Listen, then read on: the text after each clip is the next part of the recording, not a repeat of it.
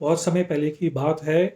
एक इंसान मरते समय अपने पुत्र को बुलाता है और उसको एक हाथ में एक चिट्ठी देता है कि मेरे मरने के बाद ये चिट्ठी ले जाकर पड़ोस के राजा को दे देना, वो तुम्हारा ध्यान रखेगा।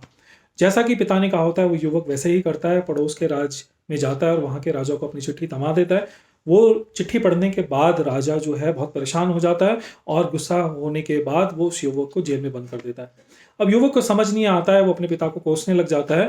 तभी उसी जेल में एक और बूढ़ा इंसान उसके पास आता है, तो बोलता है क्या तुम मुझे बता सकते हो तुम्हारी परेशानी किस वजह से है? तो युवक उसको बताता है क्यों क्या उसके साथ हुआ।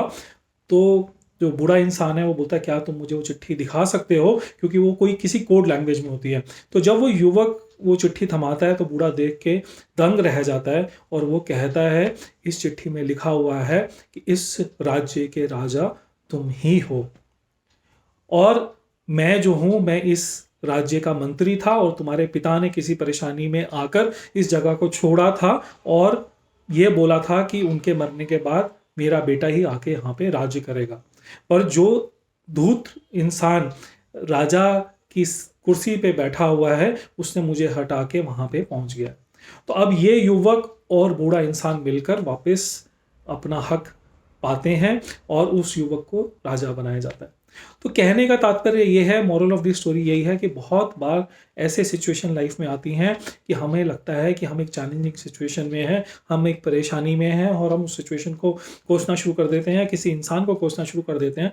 बट उस समय आप सिचुएशन को कोसिए नहीं, उस सिचुएशन को समझने की कोशिश करिए। आप अगर परेशानी में आए तो आए क्यों, और ये जो चैलेंजिंग सिचुएशन है क्या ये कोई बड़ी अपॉर्चुनिटी तो नहीं है, क्या ये आपकी लाइफ में कोई नया चैप्टर तो नहीं खोलने जा रही है। अगर आप ध्यान से देखेंगे तो उस चैलेंजिंग सिचुएशन में भी आपको कोई ना कोई सोल्यूशन निकलेगा, कोई रेजोल्यूशन होगा और वो एक खाली पड़ाव है जो एक नई जर्नी जो आप शुरू करनी है, एक नई उड़ान जो आपने भरनी है, उसका खाली एक क्षण भर का चीज़ है। कहते हैं ना जब भी प्लेन को टेक ऑफ करना होता है तो वो एयरपोर्ट पे टैक्सिंग करता है, क्योंकि एक एक्सेलरेशन करने से पहले उसको एक अपना मोमेंटम बनाना पड़ता है। तो कई बार जो चैलेंजेस आपकी लाइफ में आ रहे हैं या आपको लग रहा है कि वो फेलियर्स आपके आ रहे हैं, वो फेलियर्स नहीं होते हैं, कहीं उनके पीछे अपॉर्चुनिटी छुपी होती है। कहते हैं पत्तों के पीछे हमेशा आपकी किस्मत